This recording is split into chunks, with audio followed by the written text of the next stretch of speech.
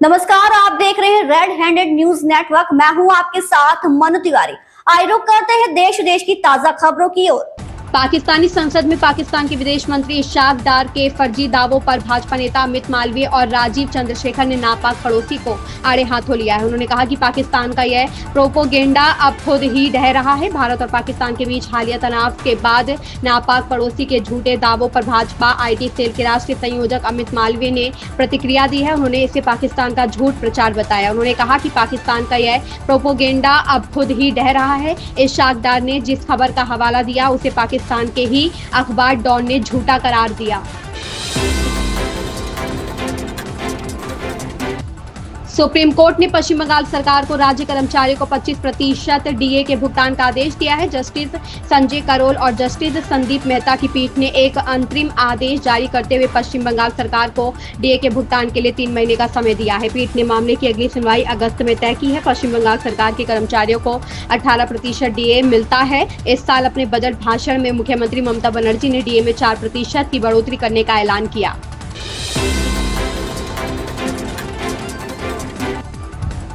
केंद्रीय मंत्री ने कहा कि पर्यावरण संकट का सबसे ज्यादा असर हिमालय पर्वत श्रृंखला पर पड़ रहा है। भारत के लिए हिमालय क्षेत्र बेहद अहम है और इस पर पड़ रहे असर को भारतीय हिमालय राज्यों में साफ तौर पर महसूस किया जा सकता है। भारत के पर्यावरण मंत्री भूपेंद्र यादव ने शुक्रवार को एक कार्यक्रम के दौरान कहा कि भारत पूरी तत्परता से जलवायु कार्रवाई में अपना योगदान दे रहा है। उन्होंने कहा कि हालांकि जलवायु संकट में भारत की भूमिका बेहद सीमित है। सागर माथा संवाद कार्यक्रम के पहले संस्करण में अपने संबोधन में भूपेंद्र यादव ने कहा कि जलवायु परिवर्तन का सबसे ज्यादा असर पर्वतीय क्षेत्रों में पड़ रहा है। बीते कई दिनों से अमेरिकी राष्ट्रपति डोनाल्ड ट्रंप बार बार भारत पाकिस्तान के बीच हुए सीज फायर का श्रेय लेने में जुटे थे। इसके बाद बीते दिन यानी 15 मई को उन्हें इससे पलटी मार दी। इसके बाद से ही भारत समेत दुनिया भर के कई देश उनकी विश्वसनीयता पर ही सवाल उठाने लगे। अमेरिका के राष्ट्रपति डोनाल्ड ट्रंप बार बार ये कहते हैं कि उन्होंने ही भारत और पाकिस्तान को संघर्ष विराम के लिए मनाया। ऐसा उन्होंने एक बार नहीं बल्कि बार बार कहा। भारत की ओर से प्रधानमंत्री नरेंद्र मोदी समेत तमाम जिम्मेदार लोगों ने प्रत्यक्ष और परोक्ष दोनों तरीकों से ट्रंप के हर दावे का खंडन किया।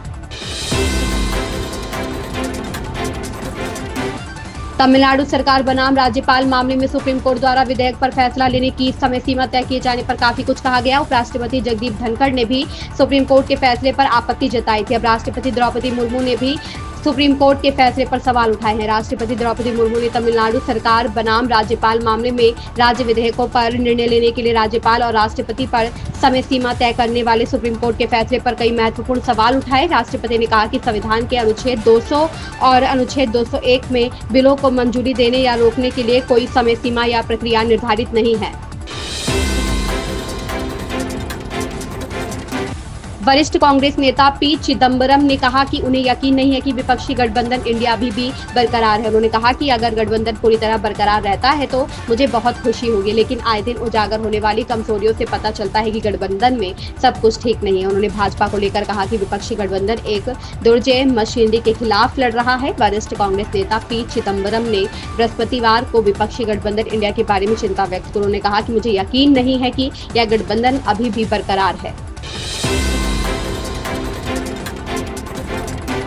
सपा के राष्ट्रीय महासचिव रामगोपाल यादव ने मुख्यमंत्री योगी आदित्यनाथ के बयान पर पलटवार किया है। उन्होंने कहा कि मुख्यमंत्री योगी की नाक के नीचे दलितों, पिछड़ों और अल्पसंख्यकों पर अकल्पनीय अत्याचार हो रहे हैं। सपा नेता रामगोपाल यादव ने मुख्यमंत्री योगी आदित्यनाथ के ट्वीट पर जवाब दिया है। उन्होंने कहा कि मुख्यमंत्री की नाक के नीचे दलित, पिछड़ों और अल्पसंख्यकों पर अकल्पनीय अत्याचार हो रहे हैं। लोगों का जाति व धर्म देकर अत्याचार किया जा रहा है। उन्होंने मेरा पूरा बयान सुने बिना ही ट्वीट कर दिया।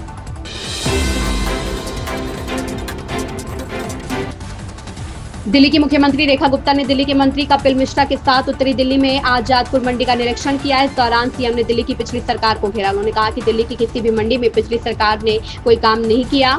दिल्ली की मुख्यमंत्री रेखा गुप्ता ने कहा कि दिल्ली की सभी मंडियों की हालत इतनी खराब है कि पिछले 10-15 सालों में इन मंडियों में कोई काम नहीं हुआ। यहाँ सफाई, सड़क सुरक्षा व्यवस्था को लेकर कितनी समस्याएं हैं, जबकि सैकड़ों लोग यहाँ काम कर रहे हैं।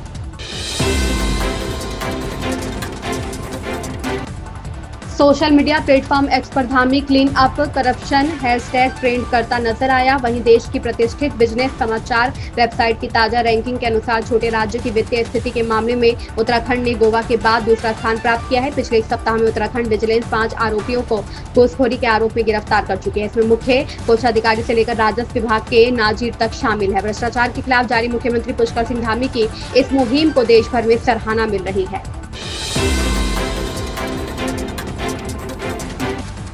सीएम धामी की अध्यक्षता में आज उत्तराखंड प्रदेश मंत्रिमंडल की बैठक होगी, जिसमें उपनल कर्मचारियों के नियमितीकरण सहित कई प्रस्ताव आएंगे। प्रदेश मंत्रिमंडल की शुक्रवार को होने वाली बैठक में उपनल कर्मचारियों के नियमितीकरण के मसले पर चर्चा हो सकती है। मुख्यमंत्री पुष्कर सिंह धामी की अध्यक्षता में यह बैठक राज्य सचिवालय में पूर्वाह्न 11 बजे से होगी। बैठक में योग नीति का प्रस्ताव भी आ सकता है। आयुष विभाग ने नीति का मसौदा तय कर दिया है, जिसे विधायी विभाग से मंजूरी मिल चुकी है। अब यह प्रस्ताव कैबिनेट की बैठक में लाया जा सकता है।